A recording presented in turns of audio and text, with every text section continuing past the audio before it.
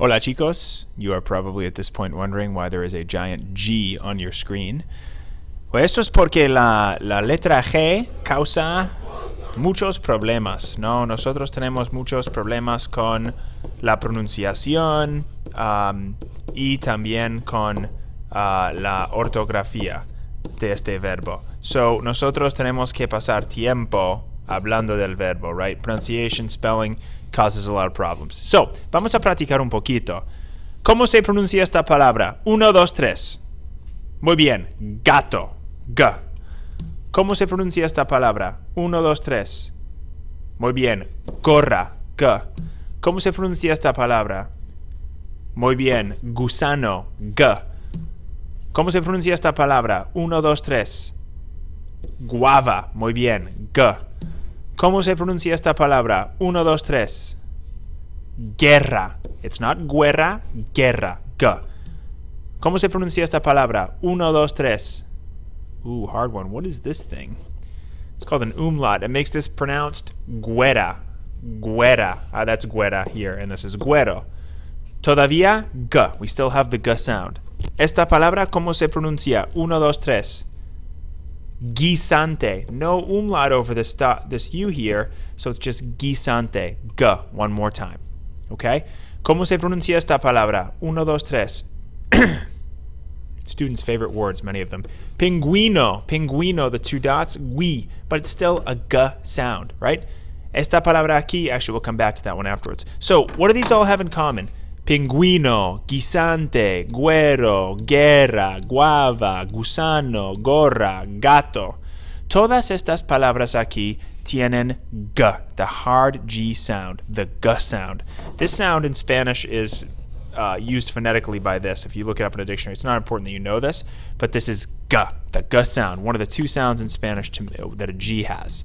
So, la próxima palabra que nosotros tenemos es esta palabra. ¿Cómo se pronuncia? 1, 2, 3. Is it general? No, es general. Los generales de Hamilton Wenham means a general, like this guy here. Y también quiere decir general, like in general, I'm saying. So, G, general. The phonetic symbol for this is actually a J sound, and it's that means Ch, that sort of guttural, throaty kind of sound that we all have a problem making because we feel like we're spitting. General. La próxima palabra, 1, 2, 3, girasol, girasol. Again, we have this phonetic Ch sound. Girasol quiere decir sunflower in Spanish. Entonces, girasol. So, ¿por qué es importante todo esto? Pues nosotros ahora vamos a hablar de verbos que terminan en -gir. These verbs end in a G-U-I-R. Seguir, conseguir y distinguir. Again, rojo significa importante. The red ones, you need to know what they mean in English. So let's go through those. Seguir means either to follow or to continue, depending on context. Conseguir generally means to get, to obtain. Okay? Y estos verbos también son un poco difíciles porque these are boot verbs as well. They're boot verbs, unfortunately. These have that E to I in them, so this E is going to change to an I in all these forms. Okay? So nosotros ya sabemos eso. If you have a problem with stem change verbs, you can go back to the previous screencast. So let's make a little room here. Vamos a hablar un poquito de estos verbos. So, what happens in the yo form? What's all this pronunciation stuff? How does it apply here? Well, we're concerned with these verbs in the yo form. That's where they're irregular. That's where they have a spell change. So, ¿qué pasa con estos verbos? This infinitive is pronounced seguir. The yo form, we know there's going to be an E to I stem change just because that's the way it is. So it's going to be something like this. Sieg. This one's going to be something like this. Consigue. And this one, that means to distinguish or to differentiate, is going to be something like this. Now, how do you make this yo form sound like the infinitive? Because verbs want to sound like the infinitive. Seguir. We want that g sound. If we do it normally and add just our ending, this is the root of the verb here. And we add our own, we have this. The root of the verb is now here. We add our own, we have this. Excuse me. Root of the verb is now here. We add this. You guys know the root of the verb is just cutting off the IR in this case. How is this thing pronounced? Siguo. Consiguo. distinguo, right? This is not pronounced seguir or conseguir or distinguir.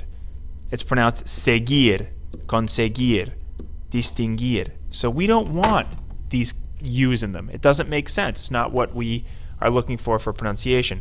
We want these verbs to be pronounced sigo, consigo, distingo. And how do you think you do that? La forma de yo sigo. Sound it out. So easy in Spanish. Hard G sound. Sigo. Hard G sound. Consigo. Hard G sound. Distingo. All G sounds, just like in the infinitive. Now, ¿qué pasa con estos verbos en las otras formas? Other forms of the verb. Let's take another page.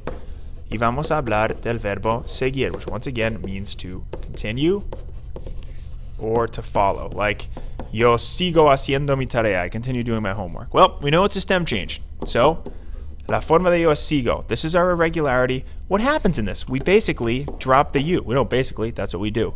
Sigo. La forma de tú is pronounced sigues. Sigues.